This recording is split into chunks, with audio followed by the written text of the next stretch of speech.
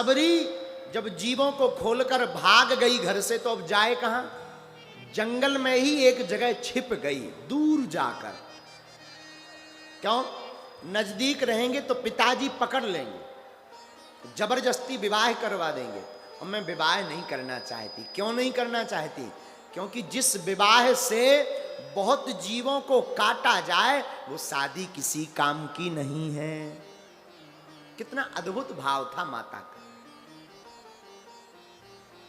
अब क्या करे? माता सबरी वन में रहने लगी। वन में रह करके माता सबरी वृक्षों में छिपने लगी। रात तो जैसे तैसे निकल जाए, लेकिन दिन में कोई देख ना ले तो पूरे दिन भर वृक्ष पर चढ़ी रहती। पूरे दिन भर पेड़ों पर चढ़ी रहती माता सबरी। ध्यान से सुनना। आहा, उसी वन में एक साधु रहते थे जिनका नाम था मतंग ऋषि। क्या नाम था? मतंग ऋषि। मुनि मतंग के आश्रम के नजदीक माता सबरी रहती हैं। ऐसे अगर डायरेक्ट जाएंगे तो महात्मा स्वीकार नहीं करेंगे। हम संतों के पास, माता सबरी ने सोचा अगर हम सामने से चले गए तो संत हमें भगा देंगे, भाग यहां से। क्यों? क्योंकि हम सवर जाति के हैं, हमें स्वीकार नहीं करेंगे, हमें भगा देंगे। हम स्त्री है ना, हम सवर जाति के हैं। तो क्या किया जाए? माता सबरी रात को उठकर, रात को ही संतों के बाहर झाड़ू लगा देती। साधु सोते रहते, अंदर रहते, माता सबरी झाड़ू लगा देती। झाड़ू लगाकर साफ कर देती, सफाई कर देती, और संतों के लिए, हवन के लिए समधा की लकड़ी रख देती। सुबह जब होती है प्रातः काल, महात्माओं के जो शिष्य थे ब्रह्मचारी, वो उठते हैं तो देखते हैं कोई रोज सफाई कर जाता है, कोई प्रतिदिन आश्रम की व्यवस्था कर जाता। अरे ये कौन है जो प्रतिदिन आकर व्यवस्था करता है? जरा पता लगाओ। खूब देखना चाहा पर किसी को कुछ पता नहीं लगा। एक दिन आहा, रात्रि के दूसरे पहरे में एक ब्रह्मचारी बालक ने सबरी माता को पकड़ लिया। कहां जा रही हो? कौन हो तुम? और यहां पर प्रतिदिन झाड़ू पोंछा क्यों करती हो? माता सबरी रोने लगी, आंखों में आंसू आ गए।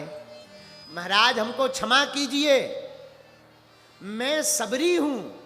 आहा, आंखों में आंसू भर भर के रोने लगी माता सबरी।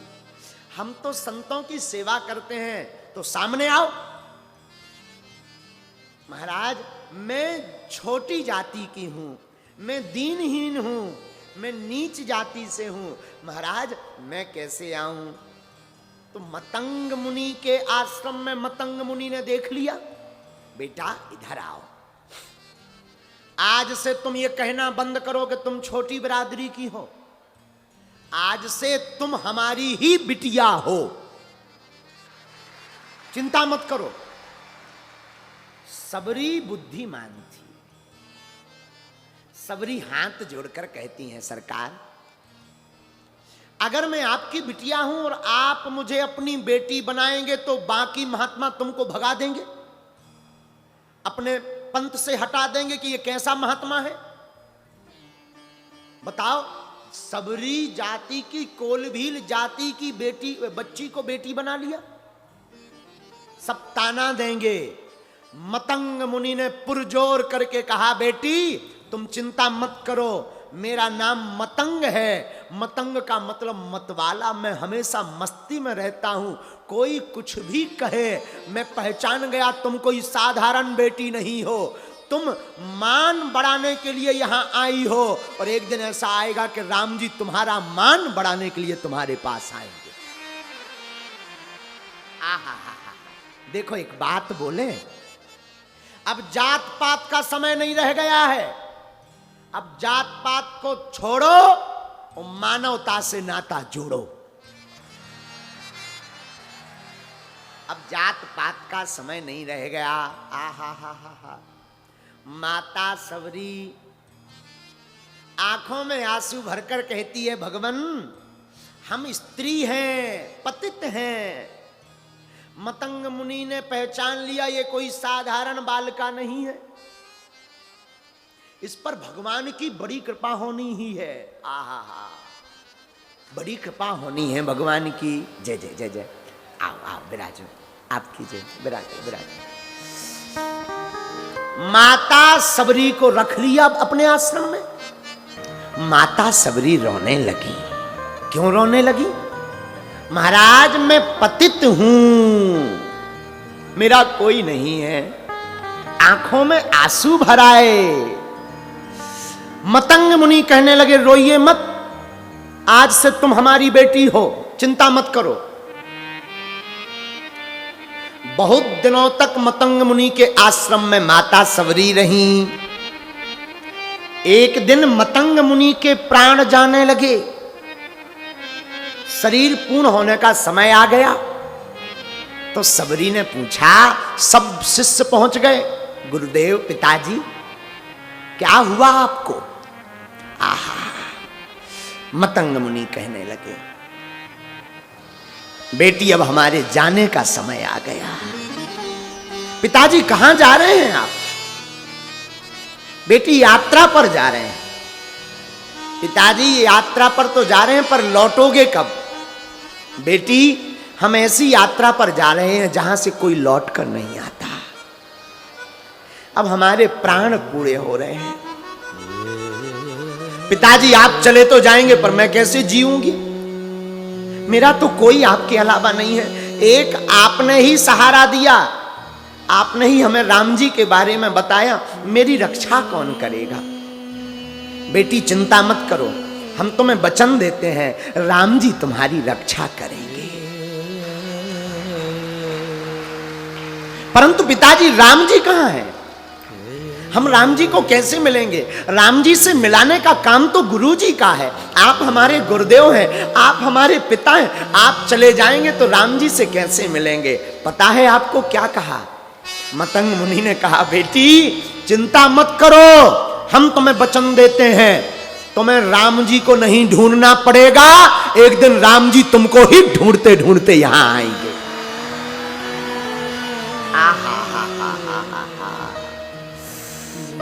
इतना कह करके मतंग मुनि के प्राण पखेरु उड़ गए, शरीर पूरा हो गया, मर गए।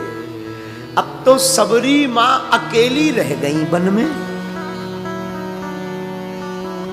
सच बता में भैया, राम जी 14 बरस वनवास, माता पिता की आज्ञा मानना तो एक बहाना था, मां सबरी के घर जाना ही राम जी के लिए बनाना था। इसलिए राम जी बनाए हैं। पिता पूज्य महामुनि मतंग ऋषि कह गए कि राम जी आएंगे, राम जी आएंगे। सबरी ने सोचा ऐसा ना हो आज ही राम जी आ जाए। रोज रास्ता साफ करने लगी। महाराज 1-2 साल नहीं, पूरे 10 वर्षों तक सबरी मां ने इंतजार किया राम जी का। 10,000 सालों तक, 10,000 वर्षों तक। आप सुनकर चौंक जाएंगे, आंखों के जो रोंगट हैं वो रोंगट इतने लंबे हो गए थे सबरी माता के कि जब राम जी आए थे तब रोंगट के कारण राम जी दिख नहीं रहे थे, तो दोनों हाथों से रोंगट जब ऊपर किए तब राम जी दिखाई दिए। इतने वर्षों तक सबरी माता ने राम जी का इंतजार किया है। महाराज जी आंखों के रोंगट भूमि पर जब खचुरने लगे, रोंगट जानते ना, ये जो पलक के ऊपर रों लगे रहते ना, ये इतने लंबे लंबे हो गए थे कि नीचे लटकने लगे थे।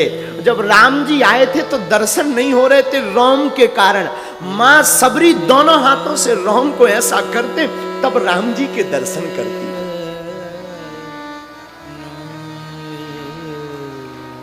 उस वन में बड़े बड़े महात्मा, पयाहारी, जलाहारी, पवनाहारी, बड़े बड़े महात्मा रहते। जंगल में केवल सबरी नहीं और महात्मा। एक महात्मा रहते थे जो केवल जल पीते थे। उनको लगता था कि मेरी कठोर साधना है, मैं जल पान करके रहता हूं, राम जी बनाएंगे तो सबसे पहले मेरे घर आएंगे। लेकिन जलाहारी महात्मा के बगल में रहते थे फलाहारी महात्मा, जो केवल फल खाते थे, एक फल एक दिन में, और पूरे दिन कुछ नहीं खाते थे। वो बोले राम जी आएंगे तो जलाहारी वालों के पास नहीं, सबसे पहले हमारे पास आएंगे, क्योंकि हम फल भर लेते हैं। एक उनके बगल में तीसरे महात्मा की झोपड़ी बनी थी। तो वो क्या करते थे, वो ना जल लेते थे ना फल, वो पयाहारी थे। पयाहारी का मतलब होता दूध पीकर रहने वाले। वो केवल एक बार दूध पीते थे और रहते थे। वो बोले सुनो, तुम लोगों की साधना इतनी कठोर नहीं है जितनी हमारी है। तुम तो जल पीते हो, तुम फल खाते हो, मैं तो केवल और केवल दूध पीता हूं थोड़ा सा एक बार। चौथे महात्मा और थे, वो बोले राम जी तुम्हारे पास नहीं पहले आएंगे, हमारे पास आएंगे। बोले क्यों? बोले कोई जलाहारी है, कोई फलाहारी है, कोई पयाहारी है, लेकिन हम तो पर्णाहारी हैं। पर्णाहारी का मतलब पत्ते खाने वाला। बोले हम तो बेल पत्ती भर खाते हैं सूखी, राम जी हमारे पास आएंगे क्योंकि हमारी कठोर साधना है। लेकिन पांचवें महात्मा की जो कुटी दूसरे पहाड़ पर बनी थी, वो चिल्लाकर बोले सुनो, राम जी तुम्हारे पास नहीं, सबसे पहले मेरे पास आएंगे। क्यों? तुम जलाहारी हो, तुम फलाहारी हो, तुम पयाहारी हो, तुम अगर जो है पवनाहारी हो, मैं पवनाहारी हूं। मैं पवन यानी हवा के अलावा कुछ नहीं लेता हूं।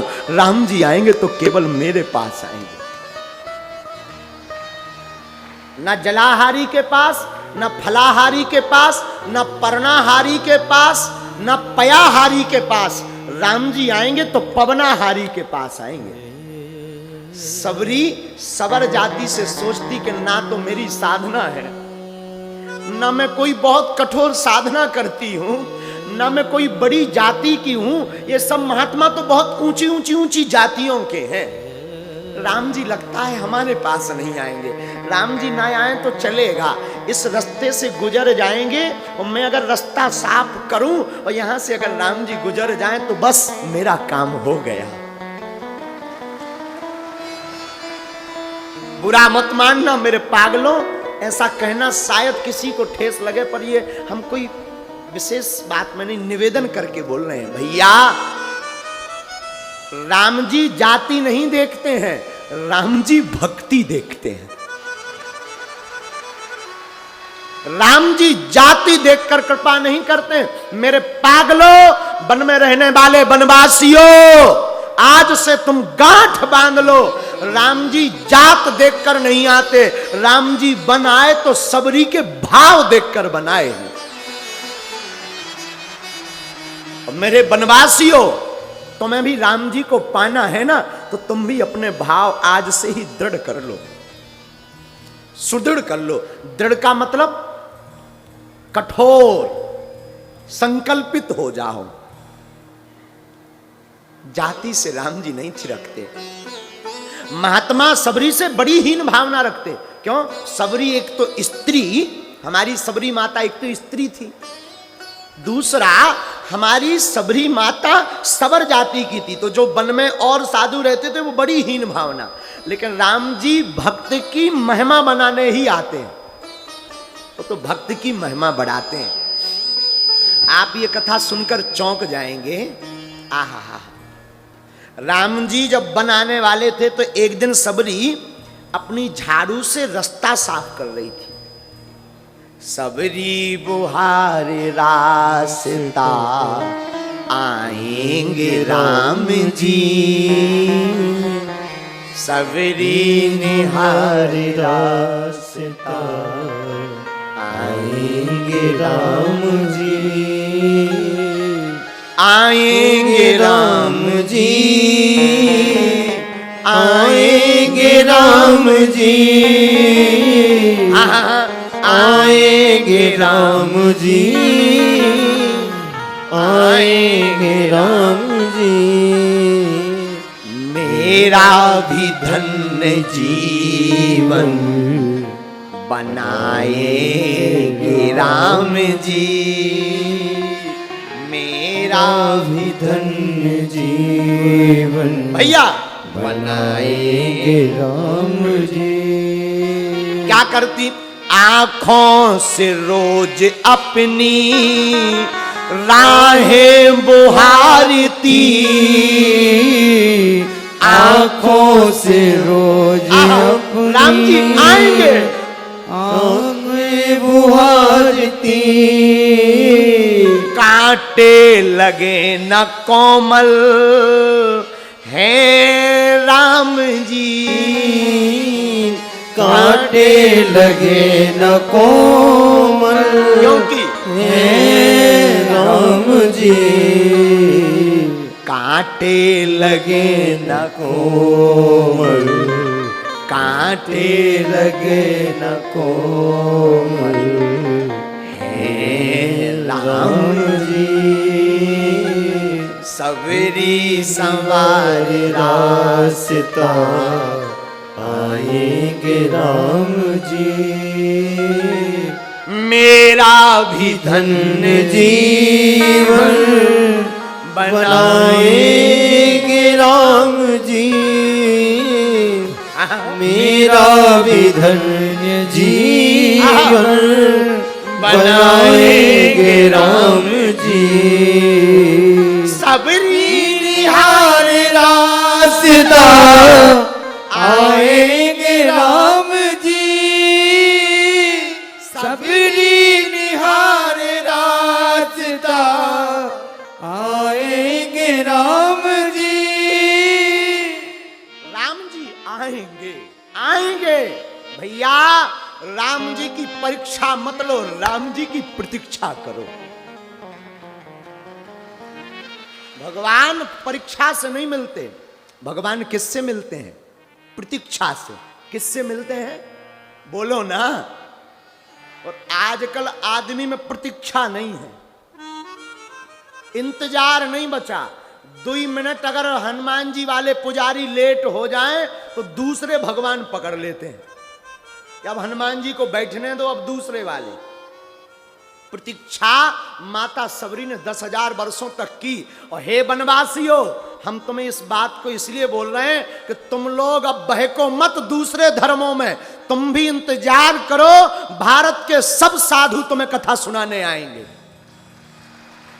हाँ, तुम इंतजार करो, सब कुछ होगा। जब सबरी 10,000 वर्ष तक इंतजार कर सकती है तो क्या हम आप कुछ दिन नहीं कर सकते? बोलो ना, बोलो। जो ना कर पाए वो नक्कटा, तो ना कर पाए उसकी जय जय। भैया कुछ इंतजार करो। रोज सबरी रास्ता साफ करती। एक दिन सबरी रास्ता बुहार रही थी, एक महात्मा चले जा रहे थे तो झाड़ू से एक कण उस महात्मा के ऊपर गिर गया। अब वो सब सबरी से ईर्ष्या करते थे। महात्मा को बड़ा बुरा लगा, भली बुरी कह दी। मतंग मुनि का मति मारी गई जो इसको रख लिया था आश्रम में। देखो आज हमको पवित्र को अपवित्र कर दिया। मैं स्नान करके आया, झाड़ू का कण मार दिया, अब मैं अपवित्र हो गया, मैं फिर स्नान करूंगा। वो महात्मा फिर से नदी गए, वो जलाशय, जंगल में जलाशय था जहां वन में रहते थे, वहां उस जलाशय में स्नान किया। तो स्नान करते ही भक्त की अवहेलना करने पर उस जलाशय में कीड़ा पड़ गए, पूरे में कीड़ा पड़ गए। जब कीड़ा पड़े तो महात्मा सब अपने आप को धिक्कारने लगे। बताओ, कीड़ा पड़ गए, अब कौन नहाएगा उसमें, अब कौन पानी पिएगा? जंगल का काम पानी एक आध जगह ही होता है बढ़िया वाला, बाकी बह जाता है। परेशान हो गए तो महात्मा सोचने लगे कि जब राम जी आएंगे ना तब एक काम करेंगे। राम जी आएंगे तो उन्होंने अहिल्या को जैसे तारा ना, उनसे कहेंगे जरा एक चरण अपना इस जलाशय में और रख दो, ये पवित्र हो जाए, ताकि इसके कीड़ा मिट जाएं। फिर लोग हमारी बड़वारी करेंगे कि राम जी से इन्होंने इस जलाशय को ठीक करवाया था। तो महात्मा तो इस इंतजार में थे कि राम जी आएंगे।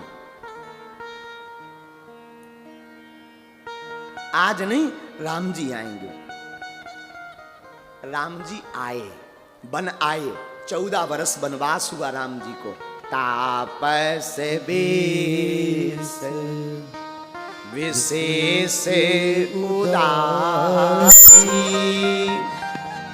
14 वर्ष राम वनवासी तापस बेस विशेष उदासी। हाँ हाँ, विशेष उदासी 14 वर्ष राम वनवासी 14 वर्ष राम वनवासी। तापसु बेस विशेष उदासी। हाँ हाँ, विशेष उदासी 14 वर्ष राम वनवासी 14 वर्ष राम वनवासी। श्री राम जय राम, जय जय राम, जय जय राम,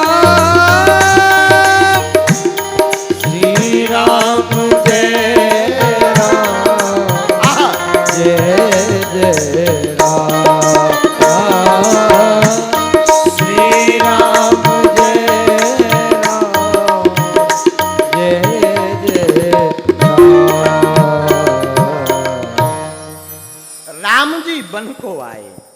और जब वन को आए तो ना तो राम जी पयाहारी जी के पास आए, जो पयाहारी महात्मा थे, ना उनके पास, ना जलाहारी महात्मा के पास, ना पवनाहारी महात्मा के पास, ना फलाहारी महात्मा के पास। राम जी वन में आए तो वन में आकर राम जी एक महात्मा से पूछते हैं, इधर आओ। महात्मा को लगा राम जी आ गए तो अंदर आएंगे, तो चौक पूरा, कलश रखा, आइए आइए प्रभु भीतर तो बैठिए। राम जी बोले हम बाद में बैठेंगे, पहले ये बताओ सबरी माता कहाँ रहती है? यहां सबरी मां का घर कहाँ है? पूछे रघुवर कहाँ मेरी सबरी? रघुनाथ जी पूछे कहाँ है मेरी? पूछे रघुवर कहाँ मेरी सबरी, कहाँ है मेरी सबरी? महात्मा कहते महाराज आप आए तो हमारे पास हैं, पर पता सबरी का पूछते हैं। राम जी कहते हैं वो हम बाद में बताएंगे। तो पता है महात्माओं को जलन हो गई। महात्मा बोले आप तो भगवान हो, देख लो कहाँ रहती है, चले जाओ, आगे रहती होगी।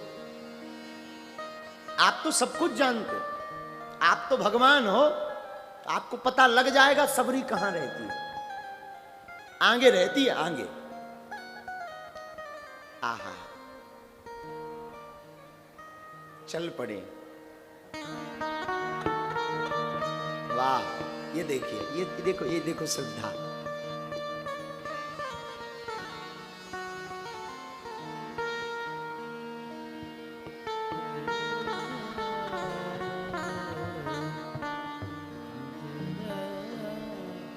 हाँ, जला लेने दो, जला लेने दो, जलाओ जलाओ।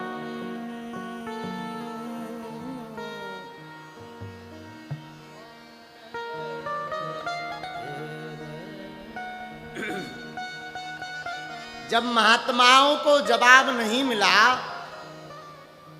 तो राम जी आगे बढ़े। सबरी के घर राम जी गए। माता सबरी भगवान को देखकर छिप गई, दौड़ लगा गई।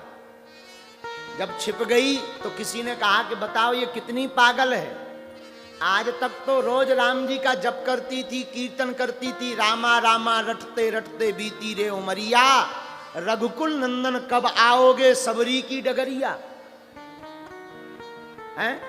अब आज राम जी आ गए तो ये छिप गई। किसी ने सबरी से पूछा तुम छिप क्यों गई? तो सबरी माता कहती है भैया मैं पतित हूं, दीनहीन हूं, मैं जाति की सबरी हूं, भिल्ली हूं, कहीं ऐसा ना हो भगवान हमें देखें और कहें कहां कुरूपवान मिल गई, किसका मुख देख लिया, भगवान कहीं भाग ना जाएं। तो मैंने तो दूर से दर्शन कर लिए, अब ठीक है। राम जी बुलाते हैं सबरी माँ को, इधर आओ। और जैसे ही आती है तो राम जी को वो दंडवत प्रणाम करती। राम जी हृदय से लगा लेते, माँ आप विराजो। माता सबरी राम जी को देखना चाहती। गुरुजी ने बताया था कि ये हैं राम जी। जब गुरुजी गए थे तब उन्होंने कहा था श्याम वयस किशोर होंगे राम जी, उनका सांवला स्वरूप होगा। पर सबरी माता को ठीक से दिखाई नहीं पड़ रहा, आंखों के रूह सामने आ गए। माता सबरी ने अपने दोनों हाथों से रूह को ऊपर किया और राम जी को ऊपर से नीचे तक देखा। राम जी बोले क्या हुआ माता जी? सबरी माता बोली सरकार हम देखना चाह रहे जिन गुरुजी ने राम जी के लिए कहा था आप वही राम जी हो, कहीं दूसरे तो नहीं आ गए? राम जी ने कहा हम वही हैं। आहा, मां सबरी को राम जी मिलते, बाद में महात्माओं को मिलते। महात्मा सब परेशान। महात्मा बोले आए नहीं सो तो ठीक है, आप वन में आई हो तो एक बड़ी चिंता है। बोले क्या? बोले एक जलाशय है और जलाशय में कीड़े पड़ गए, आपने अपने चरणों की रज से पत्थर से अहिल्या को तार दिया, हमारे जलाशय में आप अपने चरण रख दो ताकि उस जलाशय में शुद्धि हो जावे, कीड़ा खत्म हो जावे और हम लोगों को पीने के जल की बड़ी दिक्कत है तो पानी की शुद्धि हो जाए, आफत मिट जाए। राम जी बोले वाह, तुम लोगों ने सुन रखा कि हमने अहिल्या को तारा, ये तुम उन लोगों का पागलपन है। महात्मा बोले मतलब? बोले देखो भैया अहिल्या को तारने में हमारे गुरुजी का बल लगा, उस वक्त हमारे गुरुजी साथ में थे, उनके बल के कारण ही हम अहिल्या को तार पाए, आज तो हम अकेले हैं। अब अगर आपको उस जलाशय की शुद्धि करना है तो आप लोग अपने अपने तपबल को लगाओ, आप सब क्यों नहीं अपना चरण रख देते? महात्मा बोले ये बात भी बहुत अच्छी कही है, हम लोगों ने आज तक अपने अपने बल का अनुमान नहीं लगाया, तप बल का, कि हम लोगों की तपस्या क्या है, हम लोगों की तपस्या कैसी है। आज हम लोगों को देखना चाहिए अपने तप का बल।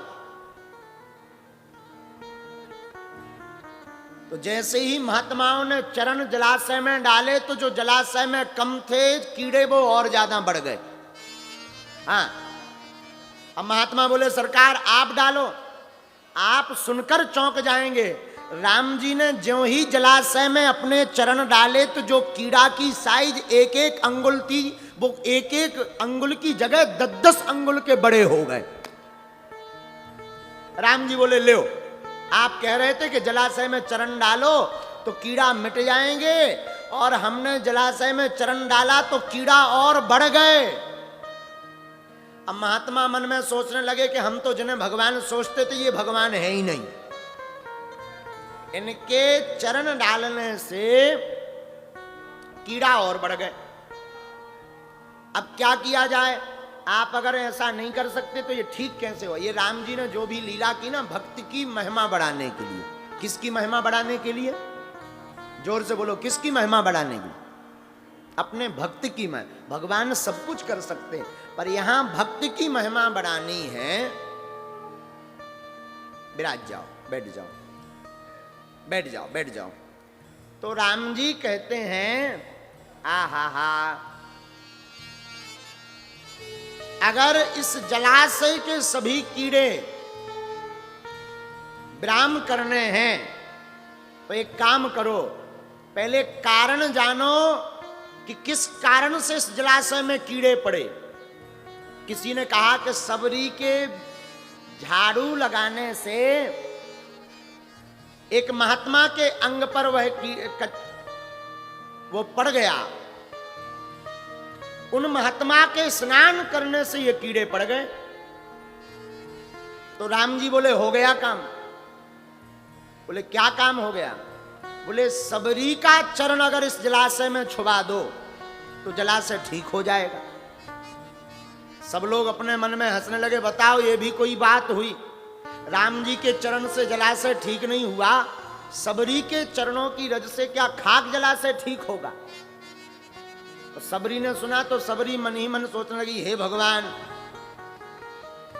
क्या आफत है, लंबी परेशानी पड़ जाएगी। तो सबरी भाग गई, और जैसे ही सबरी भागी तो महात्मा बोले अब सबरी तो भाग गई, अब इसका पता कहां से मिलेगा, कहां इसको ढूंढे? राम जी बोले सबरी नहीं है तो कोई दिक्कत नहीं, सबरी के चरणों की रज को डाल दो। तो जहां पर सबरी खड़ी हुई थी वहीं के चरणों की रज लेकर जलाशय में डाल दिया। परिणाम ये हुआ कि जलाशय के कीड़े मिट गए और जलाशय पूर्णतया शुद्ध हो गया।